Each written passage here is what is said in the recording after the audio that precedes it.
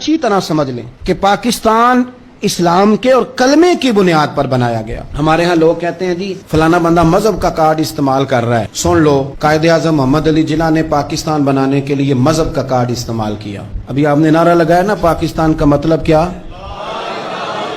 तो ये मजहब का कार्ड नहीं, मजहब का कार्ड इस्तेमाल किया तो पाकिस्तान बना। अब तो नहीं मुझे पता, मुझे ज्यादा मौका नहीं मिलता।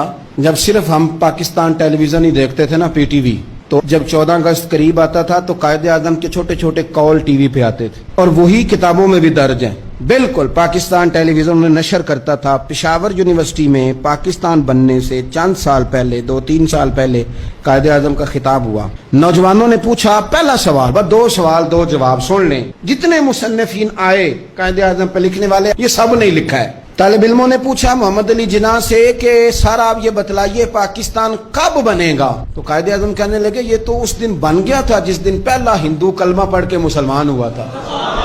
तो बना हुआ है, अब तो सिर्फ हमने हदबंदी करनी है। पाकिस्तान तो बना हुआ है, जिस दिन पहले बंदे ने कलमा पढ़ा था बन गया था। उसने फौरन दूसरा सवाल किया, उसने कहा ये बतलाइए दस्तूर, मंशूर, आईन, पॉलिसी, फॉरेन पॉलिसी, खारजा पॉलिसी, दाखिला पॉलिसी, ये कौन सी पाकिस्तान में आप नाफिज करेंगे? तो कायदे आजम कहने लगे ये आपने अजीब बच्चों वाला सवाल पूछा है, दस्तूर, मंशूर, पॉलिसी, खारजा, दाखिला, इसका क्या मतलब हुआ? कहने लगे हमने कोई पॉलिसी नहीं बनानी, पॉलिसी तो हमें मदीने वाले रसूल ने बना के दे दी है, हमने तो बस वो नाफिज करनी है। लेकिन यहाँ पता नहीं लोग कहाँ सो गए, उनकी जिंदगी ने वफा ने की, वो चले गए।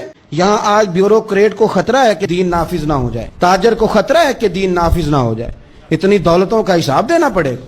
यहाँ बहुत सारे वडेरों को, जागीरदारों को खतरा है कि दीन नाफिज ना हो जाए। चलो मुझे क्या लेने दो, बड़ी बड़ी गद्दी वालों को खतरा है कि कहीं दीन ना नाफिज हो जाए, पीरों को खतरा है, मौलवियों को खतरा है, ये नाफिज हो गया तो मेरी पजारों का भी मुझे हिसाब देना पड़ेगा।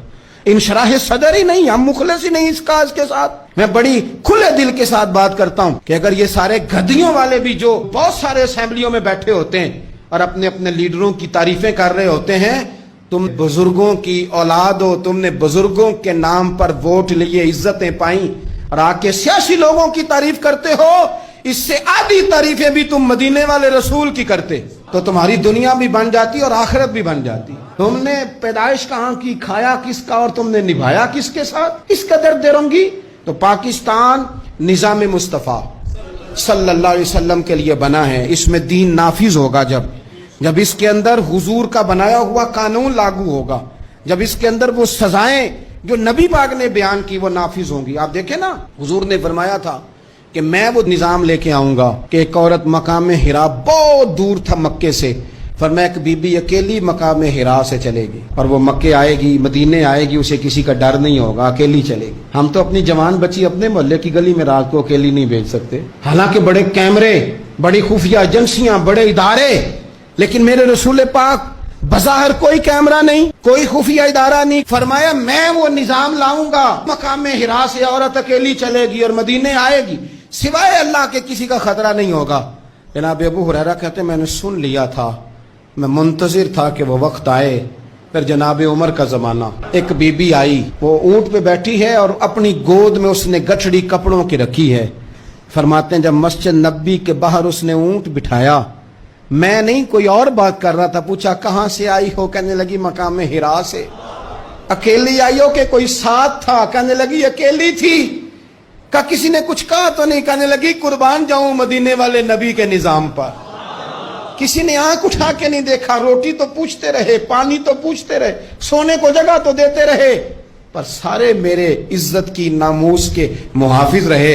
हजरत अबू हुरैरा कहते हैं बीबी उस बंदे से बातें कर रही थी, मेरी आंखें छम छम आंसू बहा रही थी और मेरे जुबान से बार बार निकल रहा था अल्लाहुम्मा सल्ले अला मुहम्मदिन व अला आले मुहम्मद सल्लल्लाहु अलैहि। और साहिबो याद रखो, अभी तक बरादरी का सिस्टम है, अभी तक ऊंच नीच है, अभी तक लोग कहते हैं ये फलानी बरादरी तो ये फलानी बरादरी।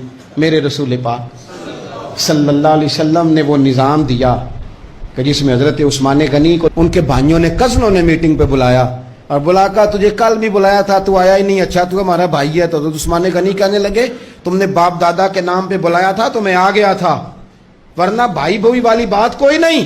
क्या मतलब? फरमाने लगे तुम नहीं मेरे भाई, तुम मेरे नबी का कलमा ही नहीं पढ़ते।